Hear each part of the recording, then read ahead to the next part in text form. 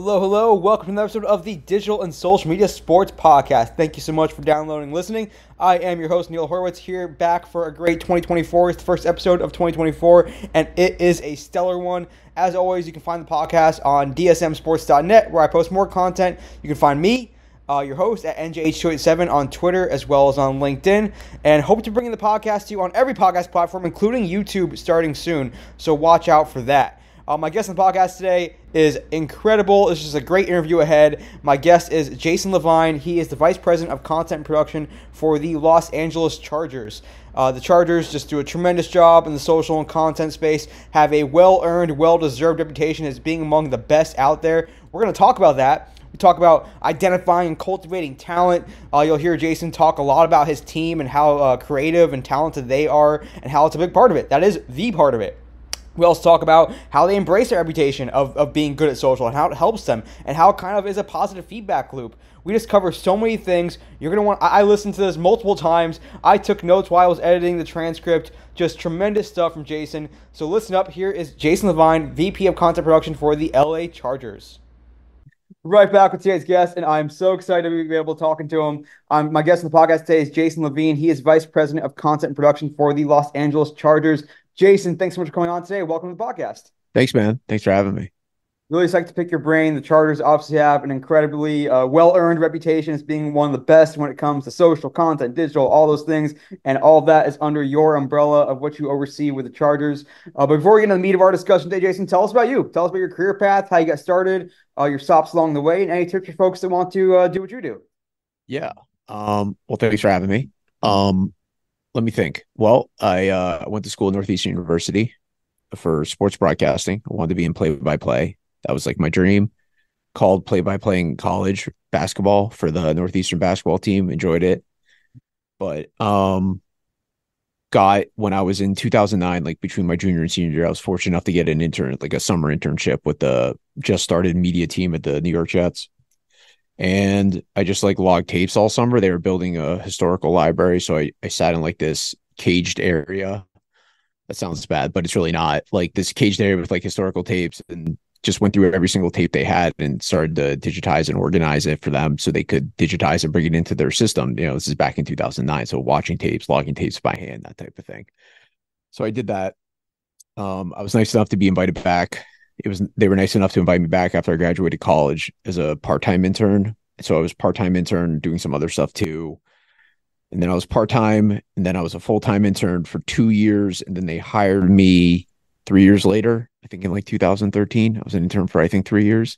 Wow. And then was a coordinator digital video, manager digital video, you know, doing your normal website video content at that time, which was primarily football focused, and working with that team that was building. You know, this was 2012, 2013, 2014. So a lot different of a time. Then I was fortunate enough to get hired out here at the time. Well, it was the Los Angeles Chargers, but I went to San Diego for a couple months starting it was like March of 2016 or 17, I think, 2017. And then we moved up here to LA, and I was hired as the managing producer.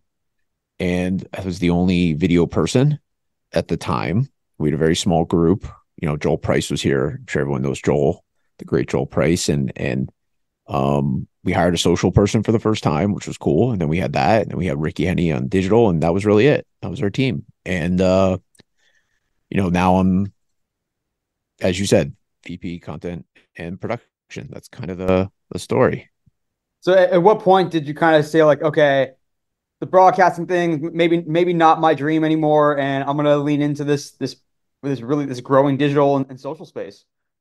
I think I realized it 2 years after college. Probably it was more of realizing I don't think I was good at it, but I realized how tough it would be to be successful in it and get to where I wanted to be with a job. Mm-hmm. And I was just I liked working for the Jets. That are my favorite team growing up. And I was super interested in what they were doing. I just liked the idea of like being around players and creating content. I thought it was cool. I didn't know anything about it, but it was cool. And that's kind of when the shift happened, 2012. Yeah. And what kind of content were you creating back then? And was it just sort of like your higher ups were saying this is the kind of content we need for the website. Go shoot it, go do it. Was there Yeah. any how did the creative agency start to enter your role as well? I mean, that takes a while. I mean, that's for anyone. I mean, I'm just doing what they're telling me to do. Log, shoot, learn. I was logging a lot, shooting a lot, producing, writing scripts, working on TV shows, delivering tapes to getting coffee, whatever people needed. Yeah. That's kind of how it worked. Dry cleaning, whatever someone needed, I did. I didn't care. Whatever kept me in the building. And then, I think in like 2013, 2014, when I started working with the senior writer there, and we started to build out like website content, website video content, like live shows, those types of things is kind of like when I started to primarily work on that stuff and start to figure out like what a content calendar was. And I started posting content and just taking it day by day, like, okay, now I'm posting, what's next? And then started to come up with ideas, go to the combine, those types of things, just learning from watching others, right? Watching other teams' websites at the time video wasn't primarily on social at the time. So it's Right. very different. So, going to teams' websites, seeing what I really liked what the Rams were doing back then. So I saw a lot of what they were doing. I was like, oh, that's cool. We should try that. Niners were a team I looked at a lot. So I was like, okay, that's cool. And then then we started bringing some talented people and like working with others and starting to expand it, start to develop your own ideas as you go, but you're really taking the lead of your bosses. And how did you guys kind of know, like, when you did take chances, or even when you didn't, like, what was working, what wasn't working? And also, like, was there a point when you kind of took some chances of like this might not be traditional NFL content? We don't just do here's a couple of interviews about the game ahead and talking X and O's. That was that paradigm lasted a long time, and in some ways still does today for Yeah. reason. But how did that kind of evolve in your time? I mean, at the Jets, my role was primarily focused on football content at that time, but we did a lot of lifestyle stuff. Like we had a show called Jet Life and that ran on CBS, and I would help, create features for that. That's like a player going to I don't know, go-karting or whatever, right? So it was existing, but it was like the beginning stages of the evolution of where we are now, which is obviously very different. I I in terms of like understanding what was performing, what wasn't, we weren't really like, it was still very new for everyone. I don't think anyone at that time really knew what was working and what wasn't. I think everyone was just kind of doing stuff. And then I think now, obviously, it's very different, very data driven, and you know what's good and what isn't. But at that time, the audience was still adapting and learning, and so were we. Yeah, I mean, I can even think back on my own time of sitting with the video producers and like looking at website plays and starts and time spent, and then eventually the social media metrics came Yeah. into play. So, especially for you, whether it's with the Chargers now or throughout your career with the Jets as well, what was that like balance like? And it's hard to put this in clear way, but the balance between this stuff the video producers are going to produce versus this stuff the social media producers can take care of, especially as we had like all these growths of platforms and Snapchat and Instagram stories, and there's stuff that, yes, the quick hits that someone like me when I was a social media manager could go and take care of, and it wouldn't matter much in terms of the overall like broadcast level quality or something like go on a video board or stuff that is more in the video producers, the video production team's realm. Like, how did that balance start to play out through your time and even today? Well, before you're in charge, your balance plays out based upon how your bosses tell you it plays out. So, I just did what I was told to do. Like can't make that more clear. I had no creative. I mean, you start to gain more of a role, and like your voice means more as you start to as you start to develop your career. But Mhm. I'm following what my bosses want me to do. I had ultimate respect for them. I'm deferential to leadership of always. So they're in charge. I do what they tell me to do, and how they decide to split up their resources is their choice. You tell me where to go, I do it. Now, very different. I mean, obviously, I'm deciding it. So, Right. I mean, it's a group decision, of course. But yeah, of course, like now, everything, your resources, how you structure your department, everything is there's a lot of factors that go into that in any department. Our decisions here are vastly different than the decisions made by the Green Bay Packers or the Houston Texans. Those decisions are based upon resources, what you're good at, what you want to be, what you're aspiring to be, what you believe in as a group. And all those things help determine where you go. A strategy, I mean, you can't just have a strategy and be like, we're going to do this. If you don't have the people to do it and you don't have the organization to do it, then it doesn't mean anything. So, you know, how social, like in terms of like a social team, yeah, like so you hire social people to create social community managers, having elite copy, creating social first content that can be anywhere, a mix of something that is a video to something that isn't, right? Um, and then you're going to have your video team who's going to be producing more of the fairly produced stuff, right? That someone went to college for and learns and knows. And then you have a graphics team that's focused, so it's that type of thing. I hope that answers your question. So when you're constructing a team, especially when you have the opportunity to do so and still do today with the Chargers, like, do you is it not necessarily a prerequisite, but is it helpful if a social media person, like, do you want to know they have some video skills? Do you want to know they can at least handle themselves in, a cap cut or whatever it might be, or like what kind of skills to come into play? And are you looking for people that, well, we need at least someone that can do video so they can take care of stories and Snapchat or whatever it might be, or TikToks, or is it more like you're looking for a different set of skills, just they have an intuition for social and will help them out where they need to, or help skill up as needed as well? Yeah, it depends. It's a good question. I mean, depends. How we hired 5 years ago is very different than how we hire now. How we hired 5 years ago was you had to be able to do everything because we didn't have enough people. My focus at that time was video. Now, we have an entire social team, a rather large one, but we didn't before. But when you're hiring social people, we're hiring people who understand social first. We'll hire a video team to make video, and we need people on that video team who understand how to make what the social team needs to be successful, that are not running in silos. They run together. There's an incredible amount of overlap in having success. And yeah, like you want your person who is creating like your TikToks on your social team, which is, more your organic versus maybe a produced weird video that could also go on TikTok. You want that person to obviously be able to know how to edit in some capacity, because everyone on video on the social team in some ways has to, right? Because of how it is. But we don't expect them to sit down and cut a hype video, right? We'll have people who can do that. Your talents dictate where you go.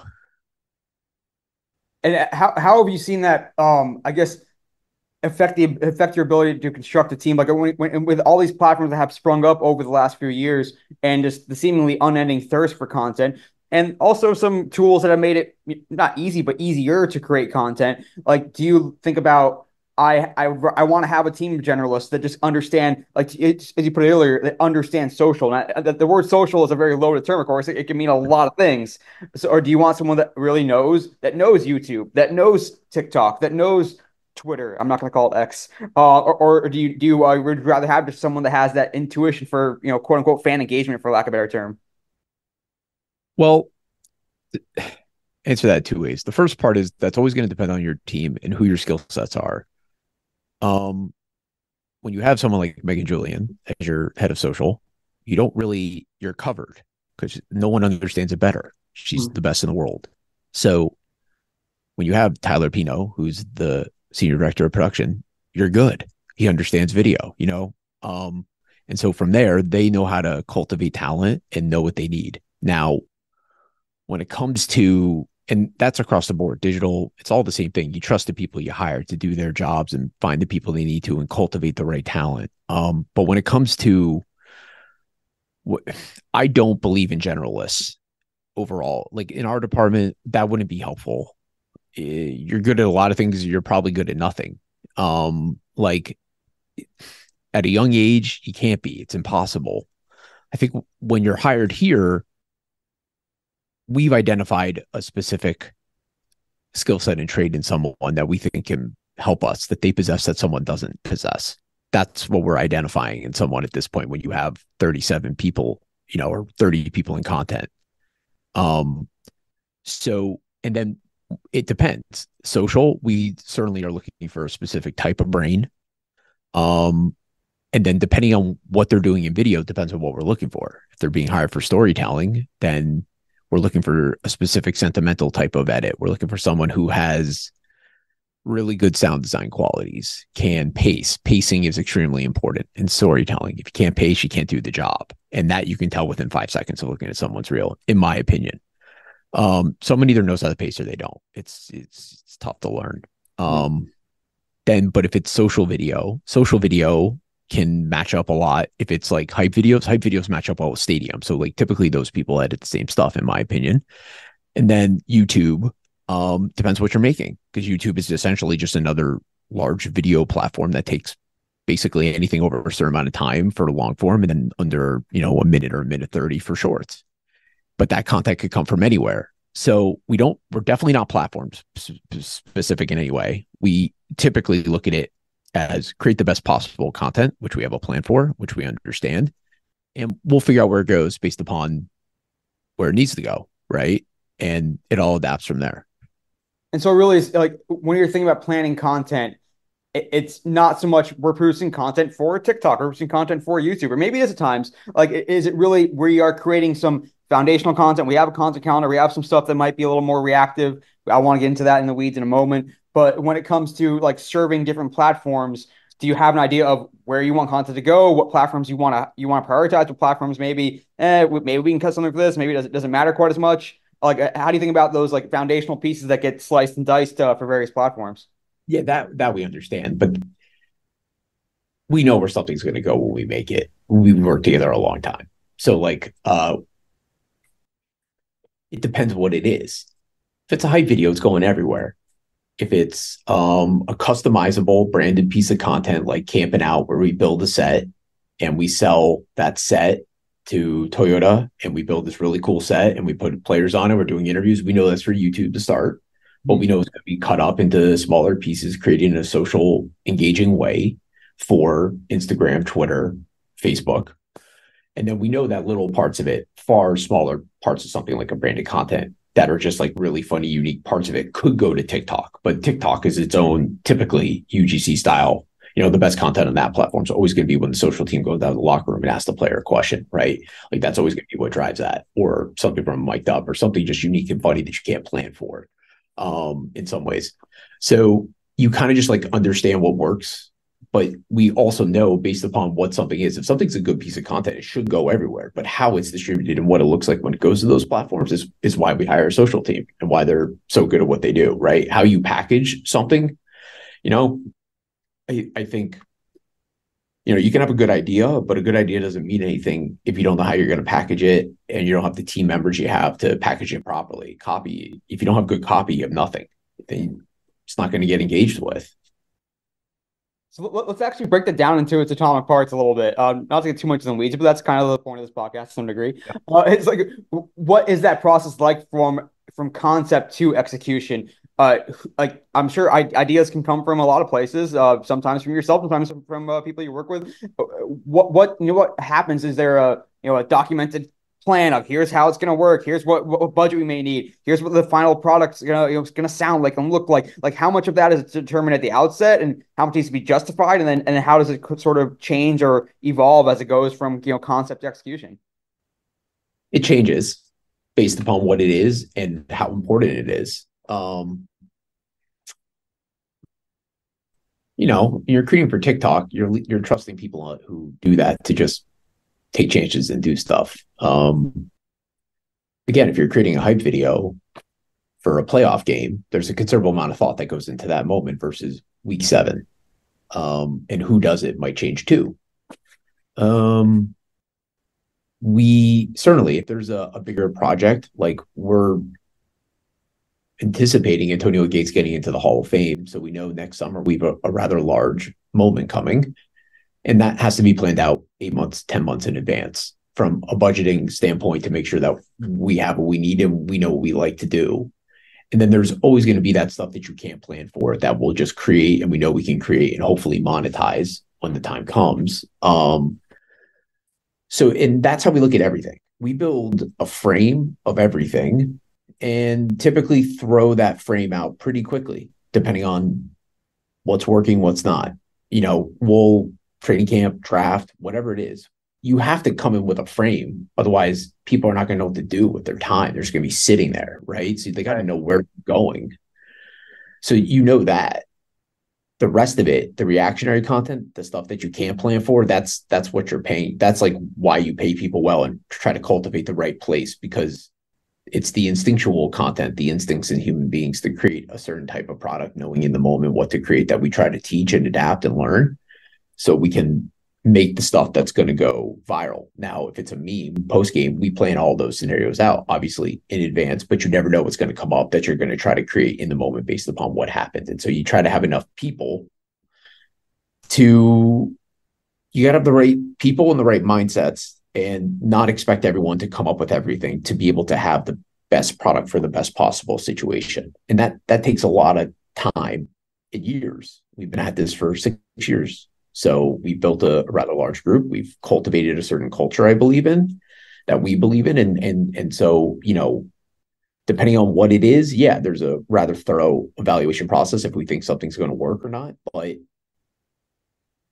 we typically give people the freedom to find out what's going to happen. We might think something's not going to work, but we still want them to try it, especially if they're young. We want them to learn. Just because we might think something's going to fail, maybe it's better if it does go on the platforms and fails in a way, quote unquote, fail, whatever fail means. I mean, if someone tries something and they're able to take something they thought of from conceptualization to the finished product and it posts and it doesn't do well, so what?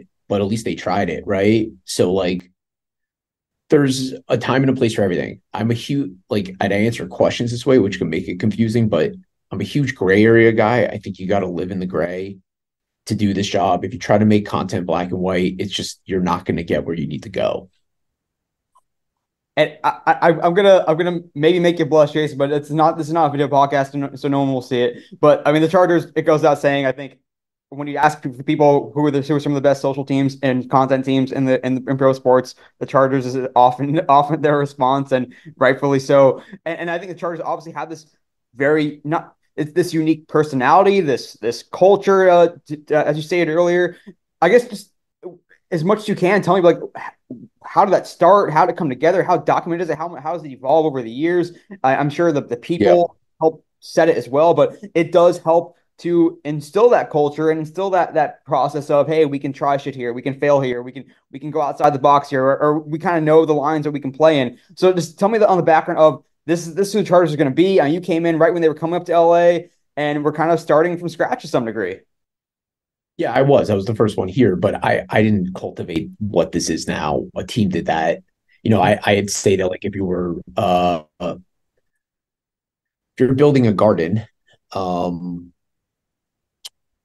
didn't put the plant in the seeds. I didn't put the seeds in this. I didn't put the seeds in, right? I didn't dig the hole. What I do is I water the plant.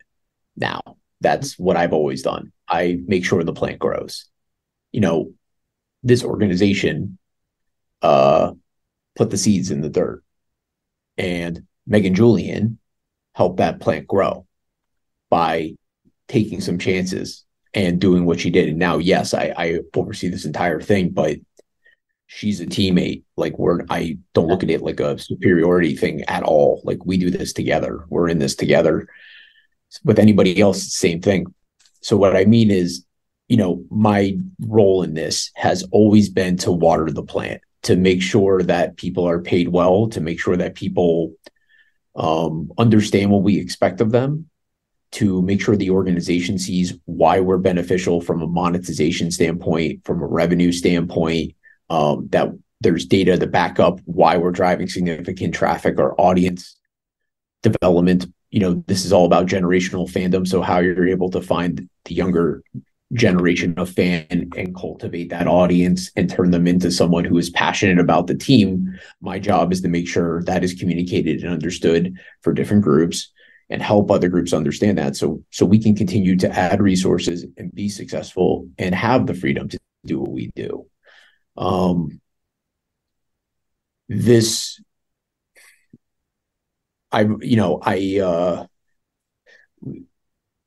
all started with really when Megan started posting. Megan is just brilliant.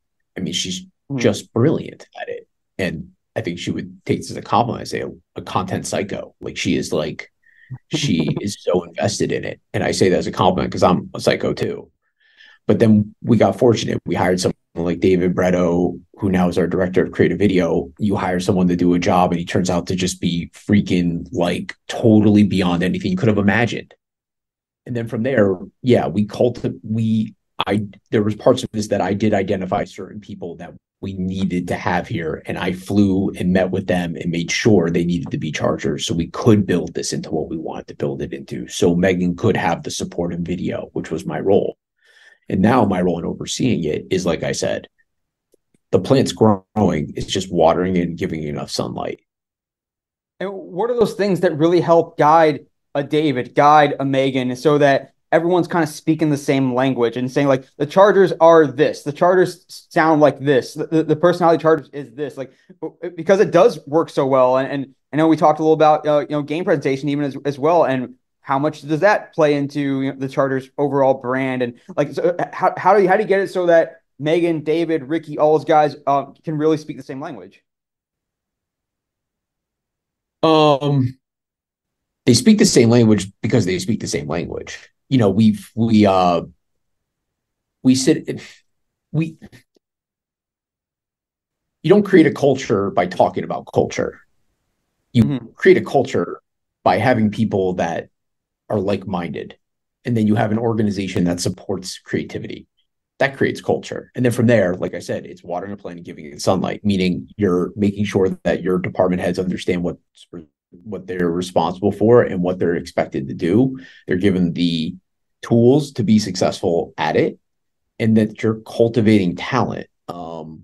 Because you have to be able to hire people to do a job. And then when you're trying to manifest the voice over video or younger people in a social department, so Megan isn't the one doing it every day, so she can have a life at some point, you have to be able to identify what of your voice is repeatable and how to repeat it, and then finding people who can create the product for it. It's not a matter of sitting in a room and telling people this is the voice.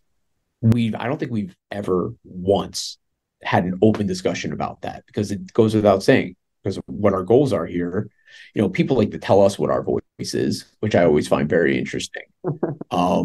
We don't talk about it.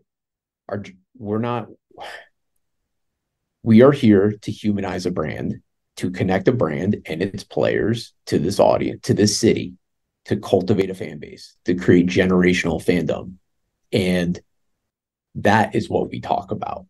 The actions to accomplish those goals come from creating really good content, from understanding your audience, from understanding data, and having really smart people who know how to make really diverse content, right? And of course, our voice is funny. It's personable. We tweet very serious things in no capitalization, right? Like we try to be as if you know us. We want our brand to be attainable, to feel like you know who we are as the Chargers. Mm-hmm. But, I've never sat in a room and been like, this is our voice, or Megan sat in a room and been like, this is our voice. I think it's always just been understood through what backs it up. You know what I mean? It's everything else that comes with it. I guess the other thing I'd say to that quickly is, you could have a voice and you can have a plan on social, but if you don't have a video team that can support it, then it dies because it's not consistent. I think what we've been able to do that might be unique is we've been very, very consistent across everything we do for years. And that comes from having really good people and an organization that understands how to prioritize creativity to get where you need to go. Yeah. And we'll spend a couple minutes talking about how you think about the brand versus the product. I mean, at the end of the day, like, you guys are a football team and there are players that come and go, coaches, GMs come and go. The Chargers brand is always there. And also just the fact that you guys have a lot of fans of the Chargers, and that can mean a lot of things. It might mean that they really love the social media brand, and they may or may not even watch a game of football, or at least maybe some highlights. So when you're thinking about like building generational fandom, are you building fans of the Chargers brand versus fans of the Chargers football team? And I know that's a diluted question, but how do you think about the brand versus the product, and what you're ultimately trying to accomplish through these channels? We're not the brand. The Chargers content team, social team is not the brand. The brand is this organization, a family run organization that cares deeply about the people that work here and its fans and its community and its players and its staff. What we are trying to do is create the best product that can stand out so people can see who we are. You're going to become a fan of our team if you're a football fan, hopefully, or maybe Justin Herbert's on your fantasy team. Or the other way you're going to become a fan of this team is through engaging creative content and having a voice that relates to the person next door to you, to someone who's on Reddit who might think, man, that they get it. That's cool. I respect that. I'm going to follow them. And maybe someone who's 10 years or 12 years old who sees a meme or sees anything. It's like, I like that. That's cool. And then they start looking at our players and they go, oh, I like these players because they've been humanized on our platforms, right? And then they come to a game and they have a great experience. And then you become a fan. Becoming a fan nowadays there's a variety of different ways you can be introduced to a brand. Our belief is the more we can do that's going to stand out above the rest is going to help us be introduced to people who don't know who we are. And the more we can do that, because we can't control product on field, we can only control what we control. And we have such tremendous group of players and staff that try to win every day. And our job is simply to do our best to highlight the personalities of the people that are here and make sure that no matter what, you can always come to our platforms and find that football is fun. And is that a guiding principle? Is football is ultimately what we do? Because in some ways, like I'm kind of contradicting myself a little bit here, but in some ways, the product of NFL teams, of pro sports teams, is not just the sport they play or the games they put on or the program. It's also the entertainment they produce, and all the time spent by fans watching and consuming this content and coming to love this content, whether it's watching Justin Herbert on Hot Ones or talking about a given play call during a game. And so is the end goal not necessarily to get someone to first discover the Chargers and then decide they want to get to the point where they are talking about the two deep in the secondary or whatever? In some cases, is the fact they enjoy the brand, enjoy the content, is that the pinnacle of fandom for some potential fans? Yes, for sure. It can be a passive fandom. Just following us is important. Then you're going to have people who are more engaged. We try to create content for everyone. One way to look at it, we are primarily not a football X's and O's type of group. We do 80% of our content that you're going to see is probably not going to be football focused or very like on the field X's and O's driven. But we did dive into X's and O's this year. But when we did it, we went and signed Brett Coleman, who has 350,000 followers on YouTube, and signed him because he's known for his film breakdowns of football. So we went and got him to do it for us because you're going to cultivate a different audience. When we do things that are X and O's driven or whatever we're doing, it's not about us doing it. It's about finding the audience that wants to consume it and bringing that audience to us so that when we do it, it's able to get the return on the investment and be introduced to different people. There's a deeper layer to everything. In terms of just like, well, here's an X's and O's. We're going to have our team reporter sit down with the coach and they're going to talk. We would never do that. Not because there's anything wrong with it. There isn't. In our mind, we prefer to focus on finding the audience that does want to see that at a higher level. Because typically, now bear in mind, this isn't true for everyone, but football content has a ceiling. Yeah. Other content does not. So if you're trying to reach more people and get outside of your ecosystem, you're going to have to create non-football content, and a lot of it, which we do. And then your football content, if you want to not have a ceiling and you want to reach a broader audience, then you have to find the right people to partner up with to make sure it does get consumed. And that's really how we look at it. Oh, I love that. A few minutes left here with Jason Lavine, VP of Content Production for the Los Angeles Chargers. I want to dive into that a little bit more too and double click. When you're thinking about how to allocate scarce resources, scarce time, only so much time in the day, only so many videos that the team can produce. Like, do you think about is there a world where it doesn't make sense to do football content, even though you're a football team, because that ceiling is there, and there is somewhat of an artificial ceiling for how many people want to get into the X and O's. So is our time better spent allocating more resources toward these other things that can reach millions or billions of impressions? Like, how do you think about how's that come into play when you're allocating budget, resources, time, and even the prospects of partnership content as well and what they want to be part of? So like, is there a point where you need to also hit on some certain content pillars because you are a football team, you are an NFL team, or is it just like you're going after different cohorts of audiences? Like, how does this all come into play? Well, when you're at a point when resources, you have a solid resource situation like we do, the way you develop that kind of depends on the factors that are present for your team and your organization. Now, our goal is to sell every piece of product that we have. We want to make as much money as possible. Content should be sold. Look at it like Barstool or Complex or whoever. Create the best possible product and sell that product. That's the goal. Customizable piece of content, branded content, whatever it is, sell it. So obviously what's sold will play a part, but then you're always going to have your foundational things that you're going to do no matter what. Like you're mic'd up. You mic'd up a player, you know you're going to use it. It's great content. When I think about what football content is access, which would be behind the scenes storytelling. That is something you can't find anywhere else. It's mic'd up, which you can't find anywhere else. It's Brett Coleman doing specific film breakdowns that are super nuanced and super technical to the diehard football audience that can gain the respect of that football audience that consumes it. That's football content to us. Football content to us is not two people who work for the team talking about it. It's just not. We have a podcast like Chargers Weekly that we do that is awesome. We don't do a lot of pods, but it is one of them that we do. It has Matt Money Smith, who's our play-by-play guy, and Chris Harry, who's a local TV reporter.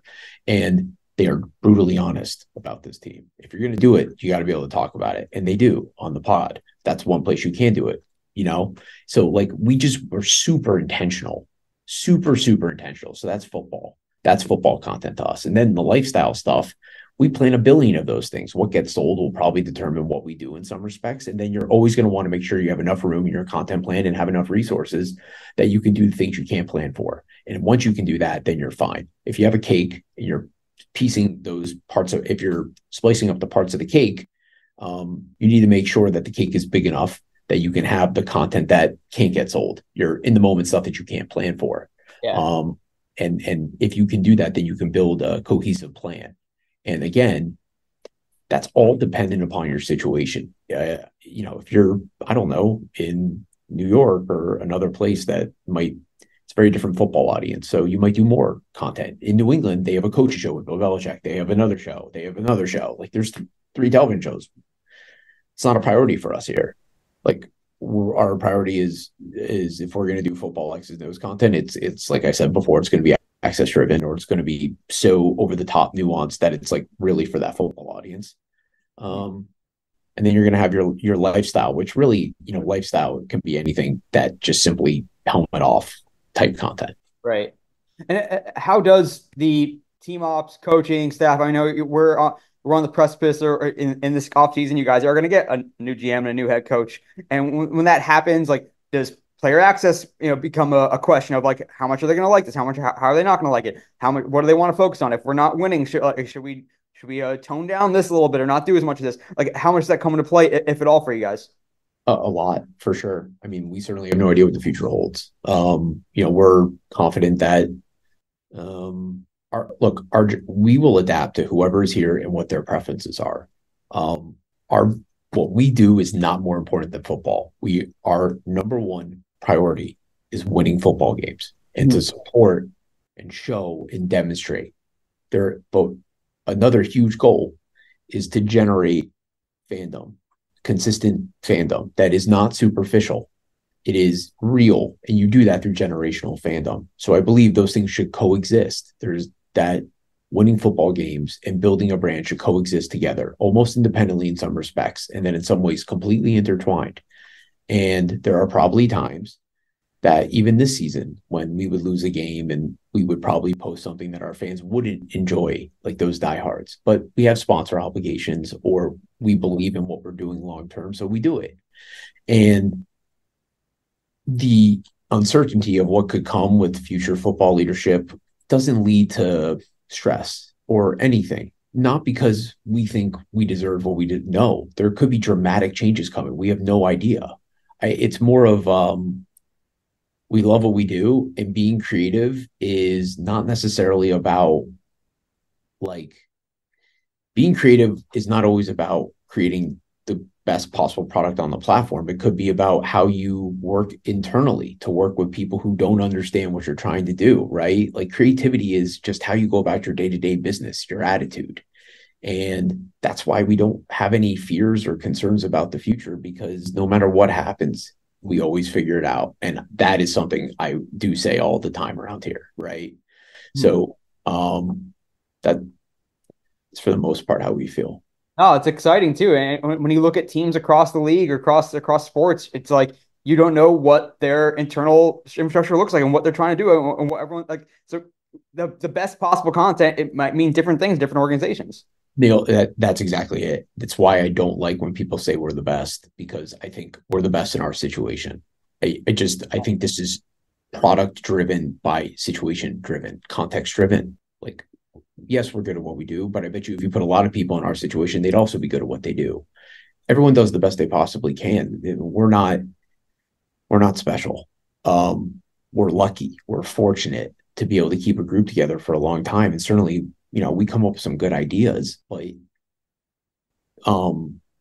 that I don't like those Twitter rankings that come out that say, we're number one on Twitter. I don't like those things because I don't think that's fair to the 32nd team on there, because you don't know their situation. You don't know what that person's going through.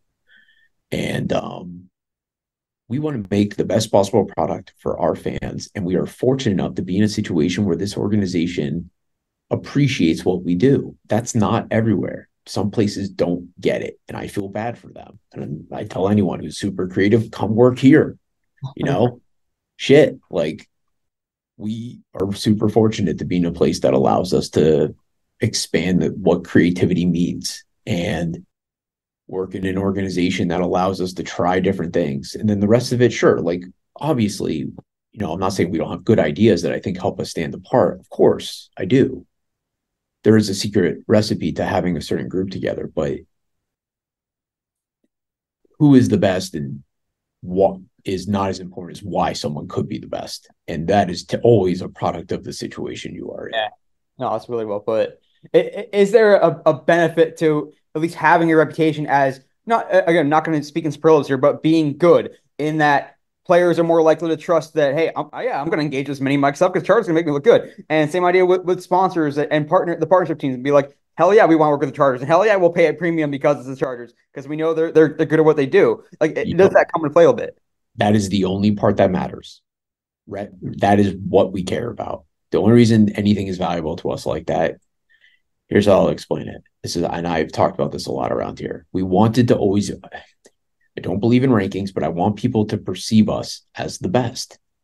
And the reason why you want that first is we need to cultivate the right voice and create a really good product that people would respect. And we do that because if you have two stand-up comedians, one's Kevin Hart and one's a no-name, and they both say the same joke, who's going to elicit a better response? It's going to be Kevin Hart. Yeah. We want to be the Kevin Hart in the space. We want to create the product that we want to have a reputation so good that we can make something that we don't even believe in. People are still going to think it's great because it's us. And that we do get nowadays. And that is very, very helpful to building something that can maintain no matter what happens, is the audience trusts you.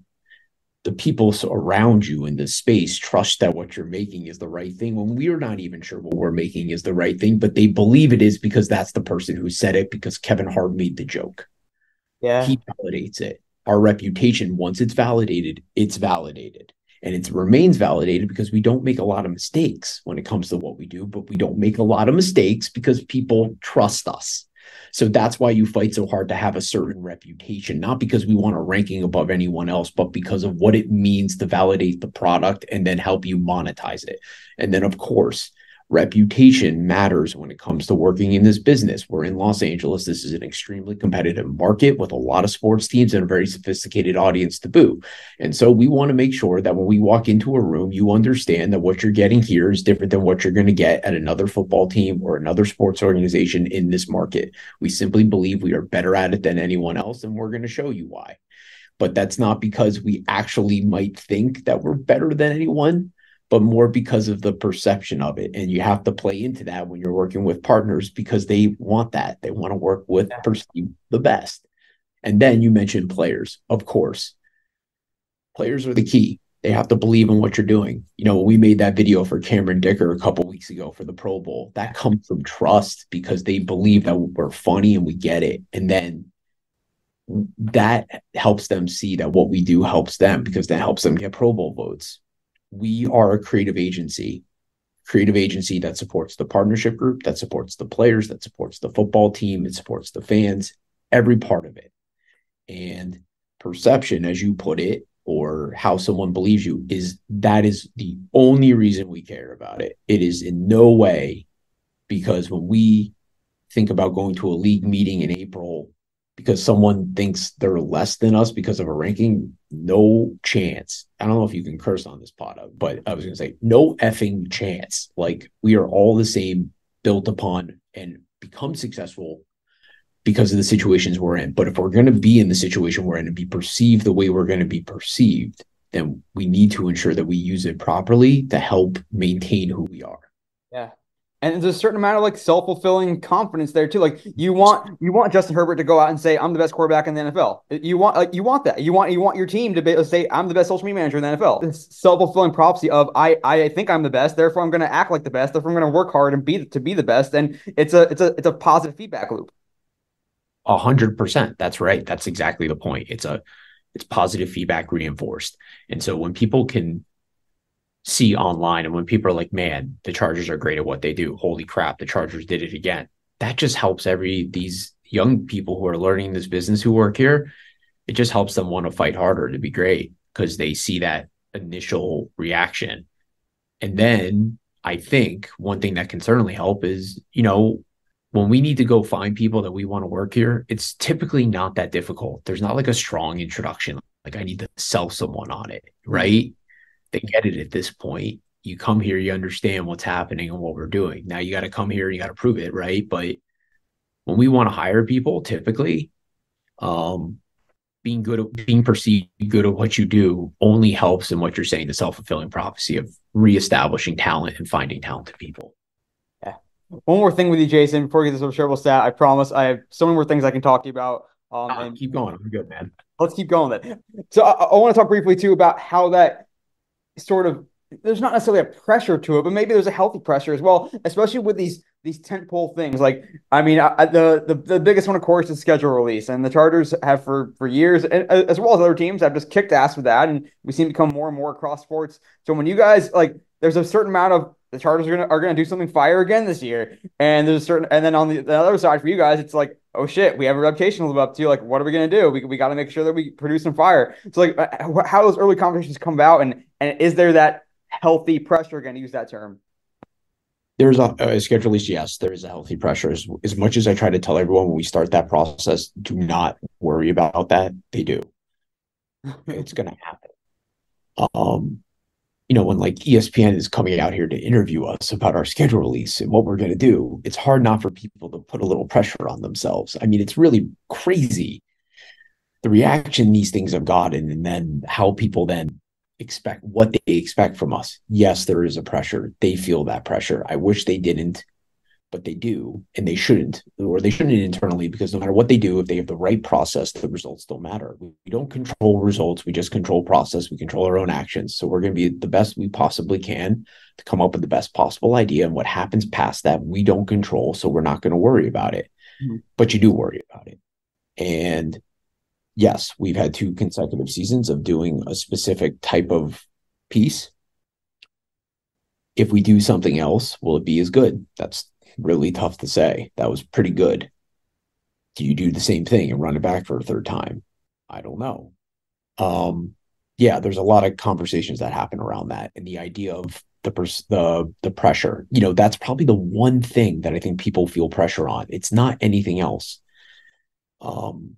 But that one, because it's one consistent thing that we have done very well, there's for sure, I think, a creative pressure that people feel that we try to, relieve and make sure they understand, like, do whatever you got to do. Like, we'll come up with the best idea and it will be what it is. And I guess not to ask too big of a loaded question, but what what is the ROI of a schedule release piece? Like we put so much into it. It has so much of this perception of like throughout the league and engagement. At the end of the day, it's a lot of engagements, a lot of impressions. Maybe some people might monetize it with a partner. It solidifies your reputation as a creative team. Might maybe activates the brand to some degree as well. Like why do we put so much into it, and what do you guys get out of it? Look, if we create a good product, the byproduct of that is always going to be that it helps our reputation. But in no time are we concerned about that at all. Our number one goal is objectively business focused. We are trying to make sure enough people see it so more people will become fans of this team and buy tickets. It is awareness around a schedule so you can come out to SoFi Stadium and enjoy this organization and this team and celebrate it.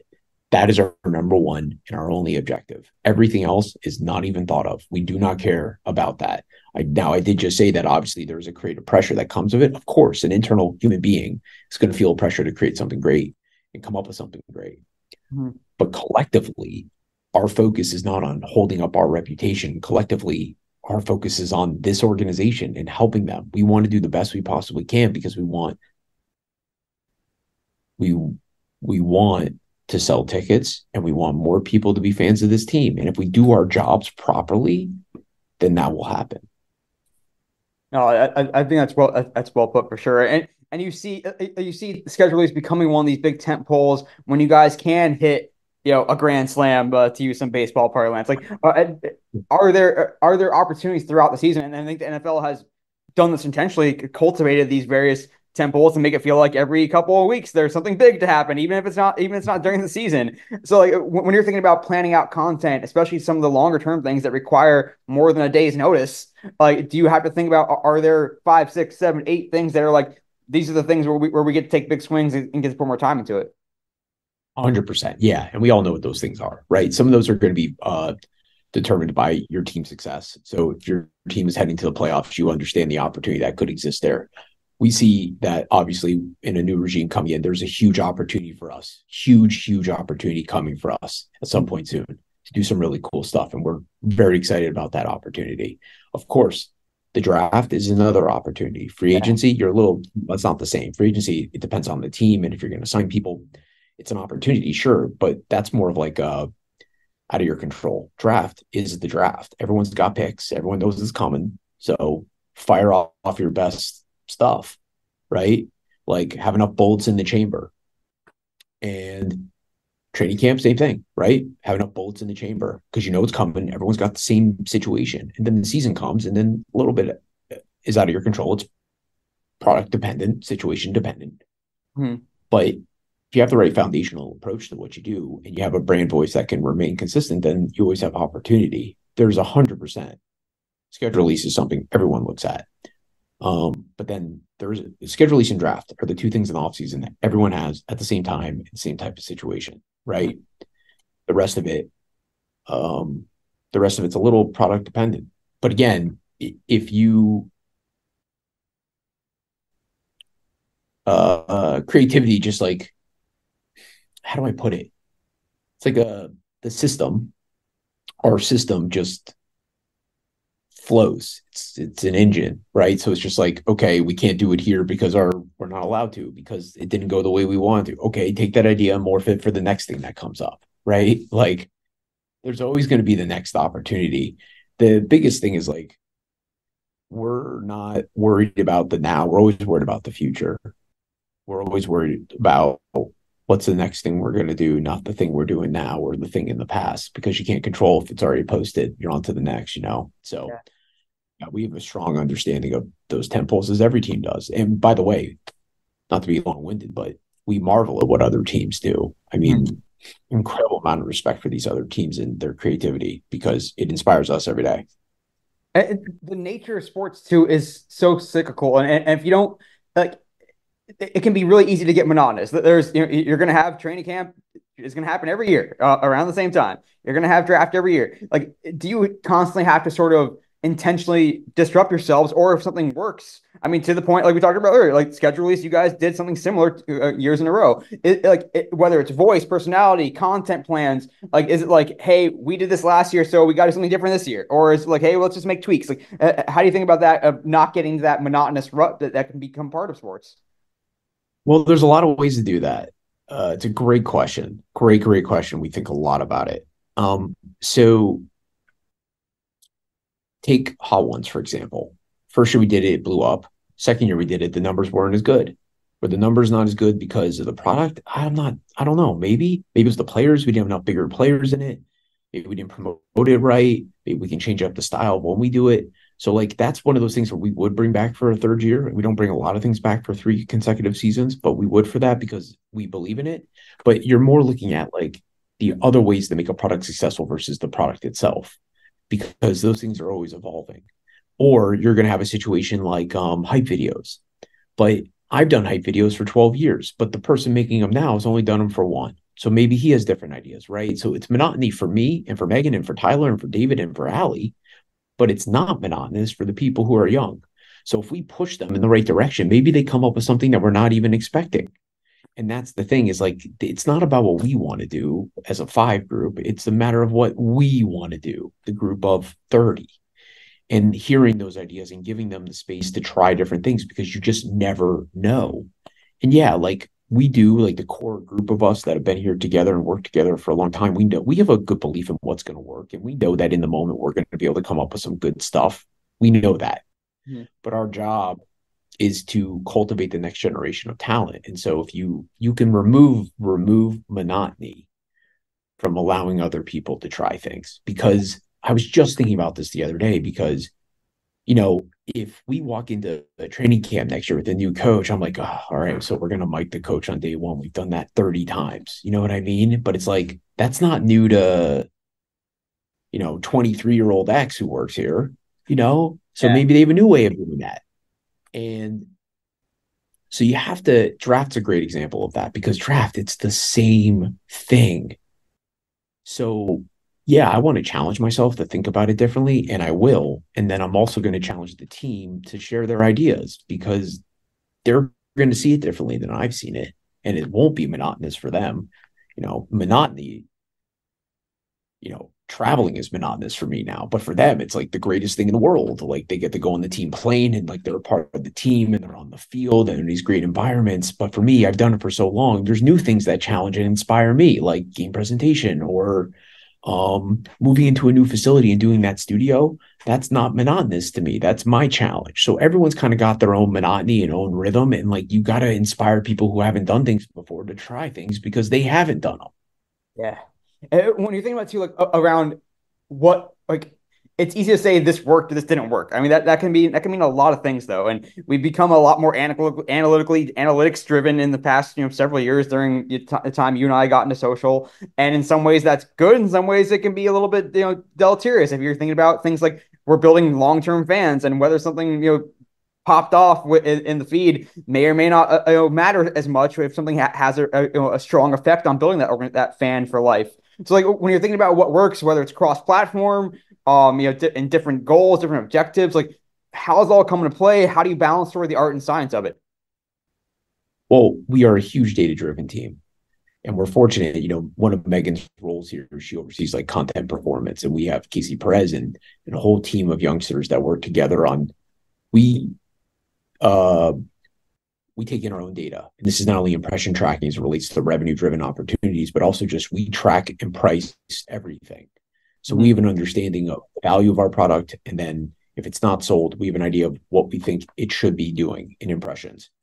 And then we look at weekly, we have goals that we set ourselves, and they're across digital. We have goals, social following goals, audience goals, engagement goals, demo goals. 12 to 24 is a significant audience for us. So we try to understand how people are consuming that product if you're 12 to 24. And we look at like, okay, this YouTube short did 50% retention over a minute for 18 to 36. Why did it do that? And you got to understand those things. It all depends on the piece of content and what you're trying to achieve, right? Like when we think about digital and posting on our site, our focus is editorial and photo, not video. And so we're going to have very different goals. We're going to try to understand those barometers based upon what we think could be successful Mhm. And we're going to change what we do and adapt what we do based upon what people are consuming and what the data is telling us. Is there like this is kind of a forward-thinking question as well around the importance of owned and operated platforms. I think we're seeing that this kind of play out now, even more so, heading forward as you see the NBA prioritize its app more than ever. You see, the RSN model, which is not as important in NFL, of course, becomes diluted. There's a more importance and priority placed on direct relationships with fans and not quote unquote like using rented real estate of social media to use a pejorative. Is there are there these things that you're thinking about from your seat and the team and what your team is being put to work on of, you know, we need to also think about these other platforms and these different ways to connect with fans beyond this Yeah, individual platform or beyond social platform in general. 100%. Like it's renting versus owning, right? We rent property on Twitter. We rent property on YouTube. We rent property on Facebook, on Instagram. We own our site. We own our app.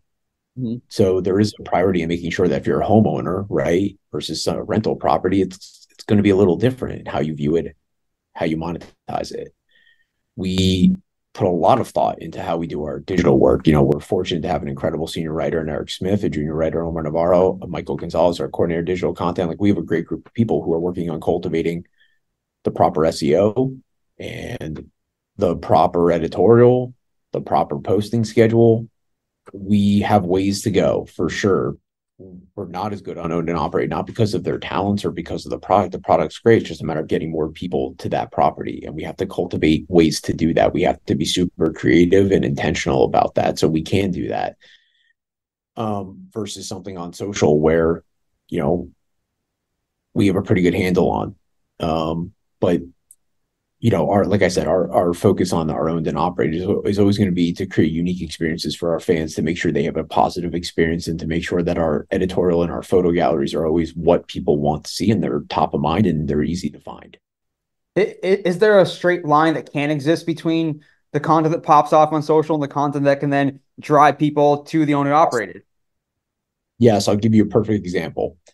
So look at BuzzFeed or any of those places. They do this extremely well, but like Cameron Dicker video goes viral on social. We put up an editorial that reacts, that shows that is just the editorial version of it, which is the internet reacts to Cameron Dicker's viral video. Mm-hmm. So when people search it on Google, we should come up. There's creativity that can be applied anywhere. We should be reacting to the react. We should be reactive in nature on digital, just like we do anywhere else.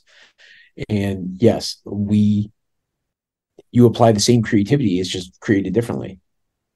So, what are those factors that can ultimately get someone to say, "I want to go chill with the Chargers on their platforms," versus "I'm going to keep scrolling the feeds and I will stop my thumb when the Chargers comes up because I like their content." Well, that's going to be how good is the content, how good's the voice, right? How out there are you? Like that's what it's going to come down to. Like we have to. That's why on social we are so out there, because we are trying to get people to stop their feeds in that split second you have to gain their attention and get them to follow us. But ultimately, like the goal is not necessarily, is there a long-term perspective where they're going to get that same type of content on owned and operated, or like is editorial kind of its own category that it's just Editorial. that's own LP? Yeah, editorial is very football focused because Yeah. people who are coming to your platform are fans of this team. You're going to have a very different experience. You need to have really good football content on your site. You need to be writing for your fans in a way that they want to consume it. You can't expect, it's not like social where just a random person's going to find you. It's not about the random. It's about the people who know you. And in that instance, you have to know that you create the product for them. It's a very, very different piece of content. No, that makes sense, and something for us to watch going forward. I think as well as hopefully a more diverse fan base and different types of fans come to the owned and operated and may be Right. able. Well, right. But sorry to cut you off. I was going to say that if someone, that's why social is important though, because you're just getting them in your ecosystem. Yeah. And if they become a bigger fan, hopefully they do go to our site and start, because they become more of a football fan, right? If you don't get introduced to us by football, then at some point, hopefully you will love Justin Herbert because we've humanized him on our platforms. Mm-hmm. And then you might go to our site to read about him or read 5 things you didn't know about Justin Herbert or whatever we come up with that we're writing. And so you're going to take on a very different experience, and your journey to those platforms is going to be different depending on who you are. We just like to be ready for all those fans and all those different situations. That's no different than any team. It just might be different for the Dallas Cowboys, who are typically number one in digital because they have such a loyal and large following. That's no knock on our fan base, because our fan base, by the way, is wildly passionate, and I love them for all of their passion. They are the best. They are very online, and um, the more we're able to create generational fandom, the more we're going to create a volume to our site. One more thing on this topic, Jason, and then maybe one more thing, and then I promise I'll go to the shareable stat. But this is awesome, and I think in your role and in the teams that you oversee, like how expansive are these various touch points that you can have with fans now? And really, I think you and I have talked about this maybe offline a little bit too about the mind share you can have of a fan. Like when they wake up in the morning, how can we help them think about the Chargers? Do we want them to wake up with us and they see something, or maybe they see a refrigerator magnet, or and then they go to work and they step off on their welcome mat, and then they have a Chargers keychain, and then Yeah. they have something to talk about with their at the water cooler with their coworkers. Like what are all these various touch points that you can have an effect over, so that you do take up a lot of their day and in a good way, and when it comes time to start some small talk with someone in their cubicle, that they want to talk about the Chargers, whatever that may be. Well, I think the way we look at it is we want you to talk about the team. We want you to own our product. We want you to have a keychain and all of that. But then also, if you can discuss our Cameron Dicker video, then great. It gives you another thing to talk about around the water cooler, right? There's always a different way to talk about it. So that's why, we're always trying to create such a cool product, because being a fan of this team means being proud of this team, being proud of the colors you wear. And you can be proud for a variety of reasons. It can be the product on the field. It can be what we do on social. It could be a video we made. It could be anything. And we just want to create enough talking points for people that they do have something to talk about. And yeah, of course, like buy a keychain, buy our merch, and you got to come up with cool ways to do merch. We did a incredible merch collab this year with the Crenshaw Skate Club. And that was another opportunity to try to create a new touch point for fans to buy our merchandise. And we have to continue to do those things. I mean, having a physical presence is different than having a large digital presence, and certainly something that we talk a lot about around here. And even I'm picturing in my head now like a Dicker the Kicker like T-shirt line that rips off that video that you guys made, and how that can all kind of interplay together in that sense. Of course, yeah. There's always of course, you make an anime video. There's next steps to that, right? Like, how can you take it to the next level? And certainly that's always something we're trying to do. Like, that's what everyone's trying to do. That's marketing 101 in a way, right? And so I think everyone in every sports team and every brand is trying to achieve that, and trying to ensure that you're always surrounded by the ecosystem of that brand. And we just have to continue to find ways to do that. So maybe or maybe not watch out for a Chargers theme series on Crunchyroll. No, I'm just that's me saying that, not Jason. One last thing, Jason, then we will get to the first, I promise. And that is the idea of having a plan for when the team is winning. If the team were to make a Super Bowl run, I think everyone kind of has maybe like that drawer with a lock on it that's like, this is the plan that we have for when we start kicking ass and make a Super Bowl run. Like, do you guys think about that? Do you have that? And how important has that been throughout your career? Yeah, we have it. It's as simple as that. We have it. We're ready. Yeah, we're ready. When the time comes, we'll be ready. And how, like, what are those signifiers that you look for of this is when we start to dip into the things that we can do? Like, is it just we look like we're gonna be a playoff team versus hey, let's wait till we clinch, let's wait till we get to the playoffs? Like, are there signposts along the way that are like, okay, let's start putting this winning plan into practice? I mean, you're always building a winning plan. You're building both. You build the plan for the unfortunate circumstances of losing, and then you build a plan for winning. Having a plan for making the Super Bowl is something that most people have. We do have a plan. It's not like you wouldn't build it out completely because we're not there. You don't know the situation you're in or exactly what you want to do or the talent you might have internally. But yeah, winning. Like, I'll say this though, and this is important. Like, I say this to everyone here. I said at one point this season when we unfortunately weren't winning as much as we had hoped, which is, we didn't hire you all to make content all the time when we're winning, because anyone can create content when you're winning. You all are here because you're the best at what you do. And that becomes far more challenging when a team isn't living up to expectations. So put your creativity to work now more than ever. Winning is easy. Creating content when you win is very easy. Creating content when you're losing, when fans are upset, now that's a challenge. And that is why typically when we look to hire people, we look at places, we try to find the creative people who have been in some environments that have been challenging. Because if you can create it in a challenging environment, you can create in an easy environment, in a winning environment. And like I said, having a plan for winning, we have that. Everyone sees that play out almost when we do win. It's the memes. And then from there, it just drives out to, it's just let your creativity take over, let the situation dictate what you're going to do, and then let the in the moment content that you're going to come up with that you can't plan for take over. And then for the Super Bowl, we do know what that first tweet would be. We know what that would be. It's been ready. It will remain ready. And I hope we get to use it. That's awesome. You and me both look forward to the day when you and your staff and your team are on that precipice. But Jason, we're going to have more fun with you coming up in our first and second segment. First episode of Shareable Stat coming up right now.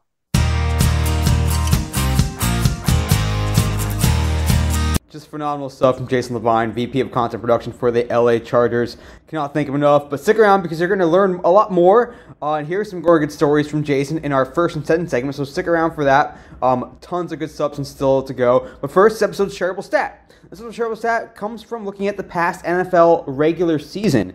And if you look at Instagram growth in particular, that's what we honed in on, using CrowdTangle, we saw that from the first day to the last day of the regular season, the Philadelphia Eagles led all teams in growth by a significant margin. They grew their followers 24% over the course of the regular season. That is pretty astounding. They were not that far ahead of the second place team, but there was a big drop off after that. The second place team, as you may be able to guess, is the Kansas City Chiefs, with all their storylines going to this season. But how do the Eagles do it? First, it's a pretty cool sign to see that despite Instagram being around for all this time, despite NFL teams being on it for so long and kicking ass at it, there's still that much room to grow where you can increase your followers 24% season over the course of a single regular season. Now, of course, you can look at how much do followers matter as much these days. Instagram certainly still plays a bigger role than it would, say, on TikTok, although it does matter on TikTok as well, as social media platforms go to a more recommendation-based algorithm, and followers is only one part of it. But still, the fact that the Eagles are able to go 20%, how they do it? Well, of course, you have to have a winning team, and they, for the most part, until toward the end of the season when they started to drop off a little bit, had a winning team and a winning season. They have diehard fans, but really a lot of through collabs, through creative, consistent content. But if you look at a lot of their collab posts with influencers, with even other NFL teams, with other Philadelphia teams, I think most organizations in sports now are using the collab feature pretty consistently in sports. And we talked to Jason. You'll hear more about their collaboration with the Hot Ones coming up in the first and 10 segment.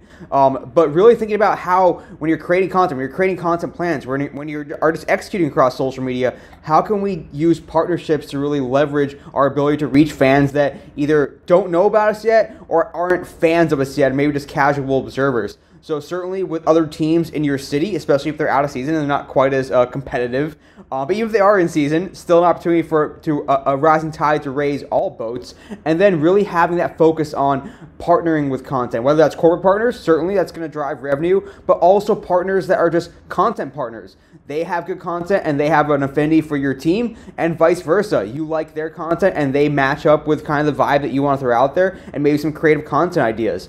Really thinking about someone that is in your content team, in your social team, in your media team, whatever it might be, focusing on partnerships from a day-to-day basis. We're seeing more directors of influencers or creators, or it's becoming part of the role of someone that's a digital media manager or digital media leader, social media leader, is to really focus on how can we cultivate these valuable partnerships that can help us reach new fans. So I'm not going to ramble on any further, but certainly something that stood out. But looking overall, the shareable stat, something to think about, is that the Philadelphia Eagles led all NFL teams in the regular season for follower growth on Instagram with a whopping 24%.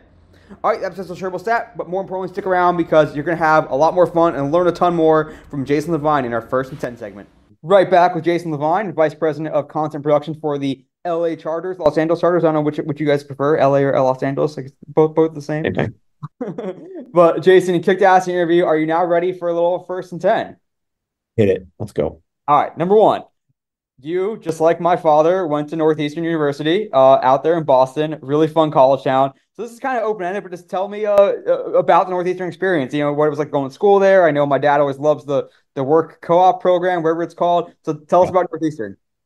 Yeah, work co-op was cool. It's a really cool program. If you don't know about it, 5 year school. You spend it's freshman, sophomore, middler, junior, senior. You spend a good amount of time getting work experience. I highly recommend it to anyone.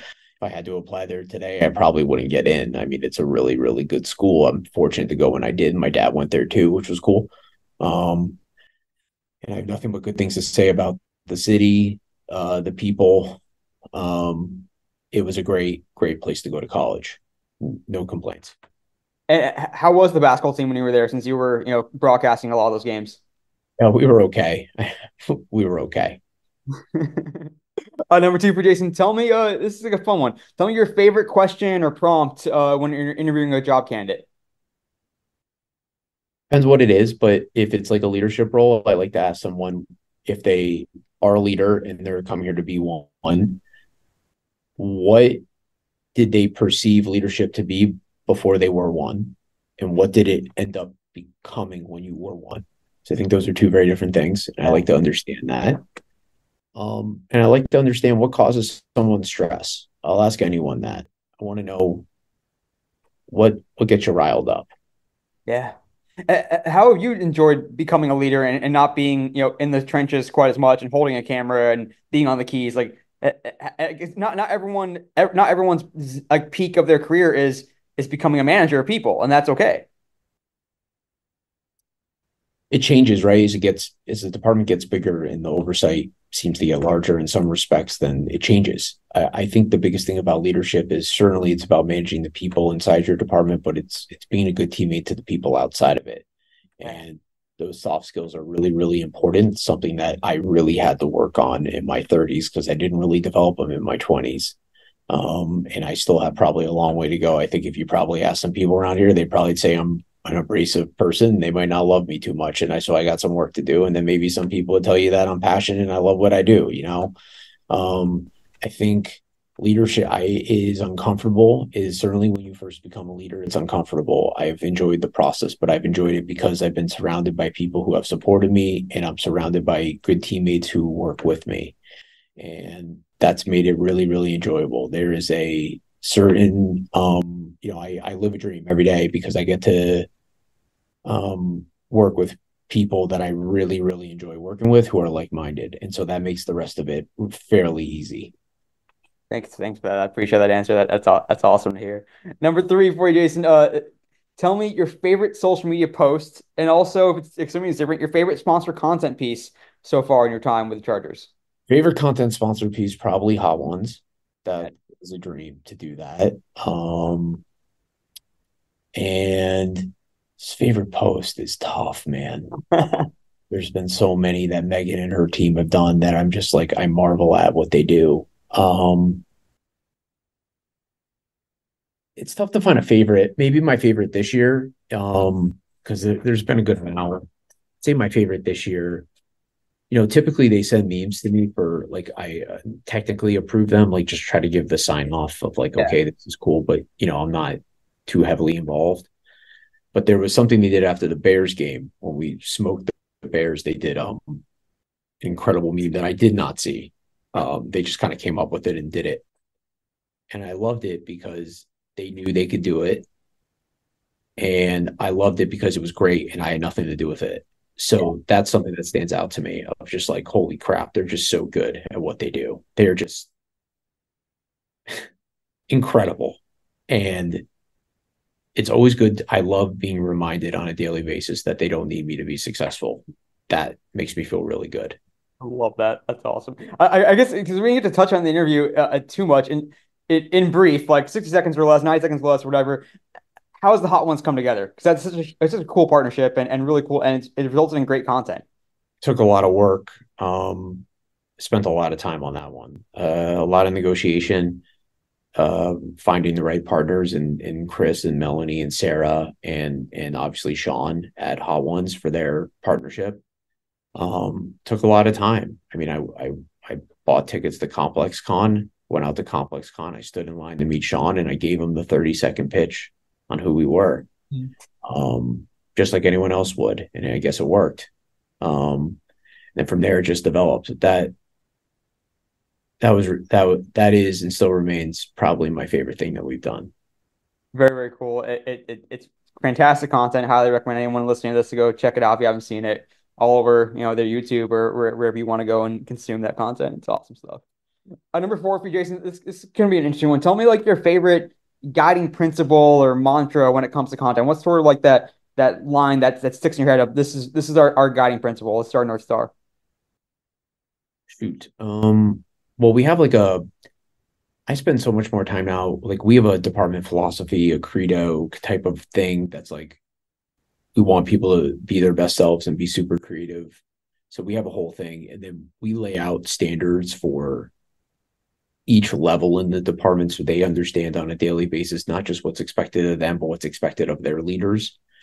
And so I spend a good amount of time there more than I do on the content part of it because I think as we talked about during the interview, we don't really sit there and go, this is our voice. It's more of like we just want to create really fun, engaging content, right? So my focus tends to be more on what can we do as human beings to be the best possible versions of ourselves when we come in the building. No, I love that. That's awesome. I think that's a great way to look at it.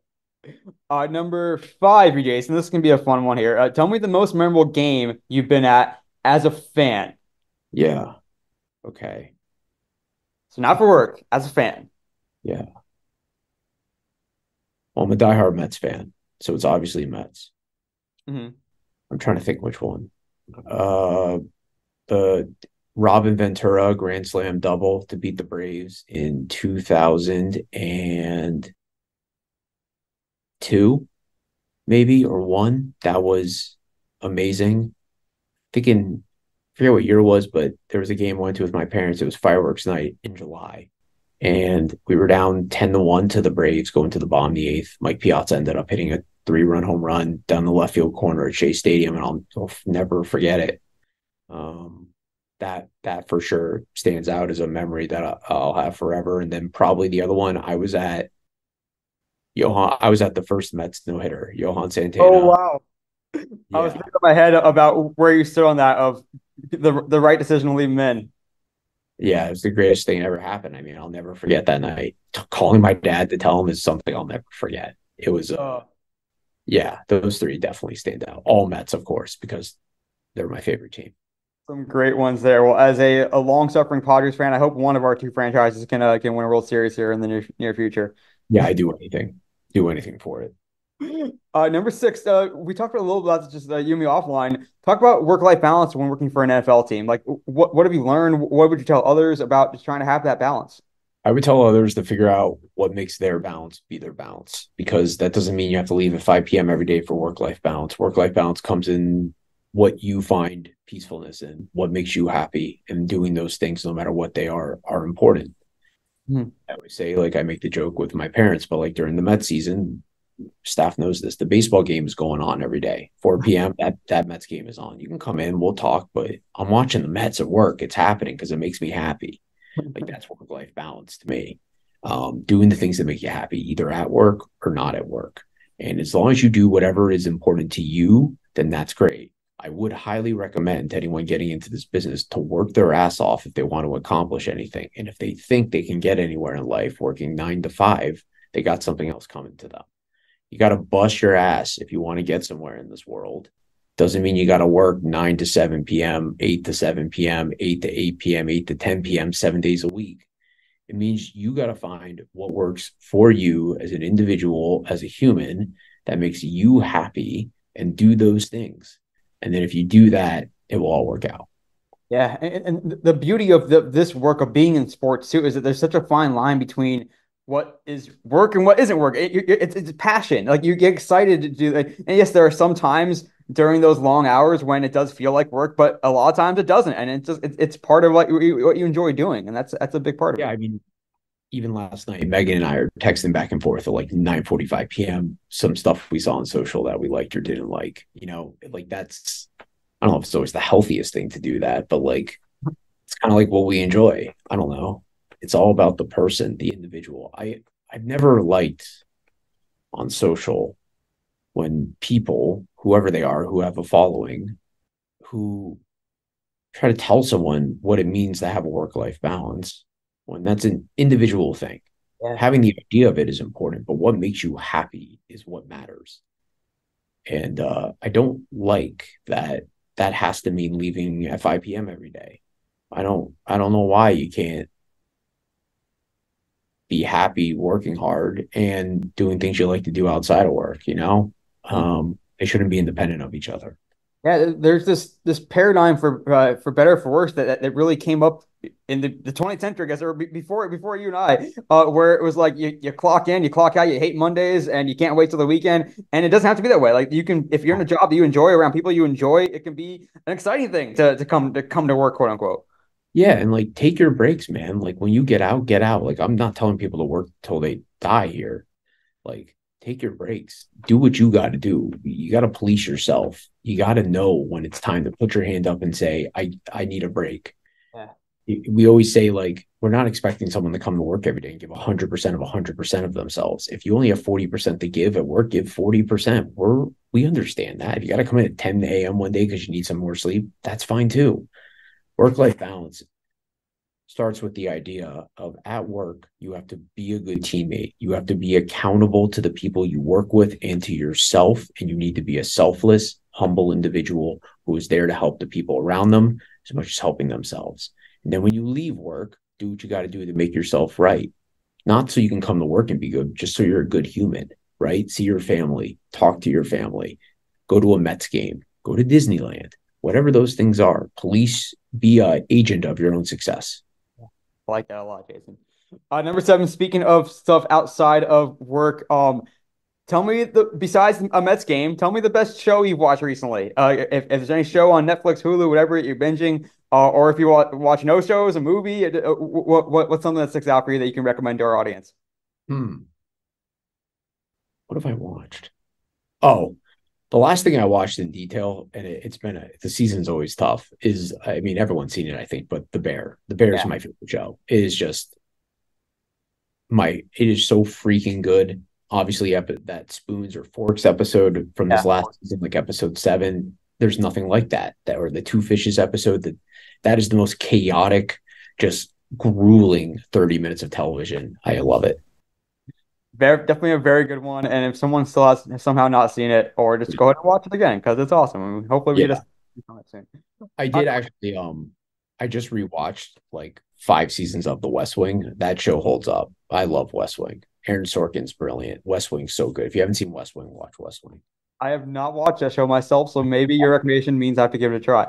You have to. It's so good. I like it. All right, number eight for you, Jason. It's time for our food question. I always ask a food question. Tell me the best meal to get in LA and where to get it. And also a bonus part, the food or restaurant you miss the most from New York. There isn't one restaurant I miss in New York. I think I just miss being able to walk down the street and grab a pizza slice or a bagel that I really like. It's just like you can get it anywhere. Here it's harder. Food here, there's a restaurant. It's very expensive. I like go if my parents pay for it. But it's called Damian's. It's in downtown LA. I freaking love that place. I've been there like 3 times now. My dad loves it too. My mom loves it. It's so good. Again, like maybe make sure your parents pay for it if you're going. But holy crap, is it good? So give us an idea. What's on the plate? What do you order there? It's a chef from Mexico City, so it's like it's like I don't know how to describe the cuisine. It's a Mexican cuisine. It's so good. Just the flavors, the plating. It's awesome. Very nice. Well, I will try to get my parents to take me there sometime. Number nine for you, Jason. Tell me what does the off season look like for you? What are those things that have to get done? Those primary projects that are a big part of the off season for you guys. And the running joke, of course, is there's barely any off season in the NFL, but hopefully there's a little bit. But what are those things like? These are the 3, 4, 5, 6 big things that we need to get done during the off season. Um, for me, it's going to be making sure that we have a really cool content studio at our new facility. Mhm. Making sure that we got to kill this new regime content. We bring a new coach, new GM, and all that. We got to be all over that. It's a tremendous opportunity for us to be relevant in the market, and so we're looking forward to that. And then from there, schedule release, draft, like it's just great opportunities for us to continue to do what we do. I mean, most important objective in the off season is give people an opportunity to regroup, refresh, get their minds right. So they can be the best possible versions they can be here. So we do those things, we're gonna be okay. And to something we talked about earlier a little bit is there really a very limited amount of retrospective and it's more like looking ahead? We're retrospective in the moment. You have to do it in the moment or it's not going to happen. You can't go back after the season and try to regroup on a season. I think that's why we're so fortunate to have weekly emails that come to us from our content performance team that tell us how we're doing so we can react. Because if you try to go back after the season, it's really tough. So we have a pretty good handle on what kind of happened this year.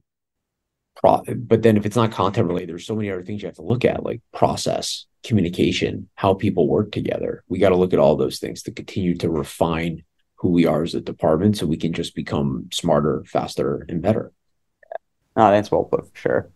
All right, last one for you here, Jason. In brief, this might be the hardest question I'm going to ask you though.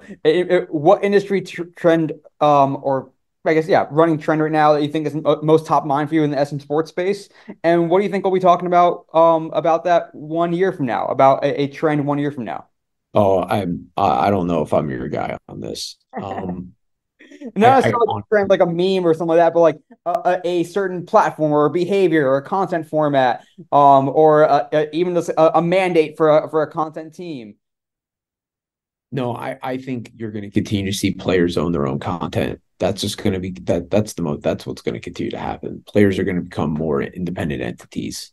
And how we adapt as content teams to work with them is going to be super important because, you're not going to be able to just do a podcast with three guys on the team. They're not going to go for it. If they're going to do a podcast, they're going to go work with Wave Sports and do what the Kelseys did and get paid $1 million. It's just not, they're not going to work with us.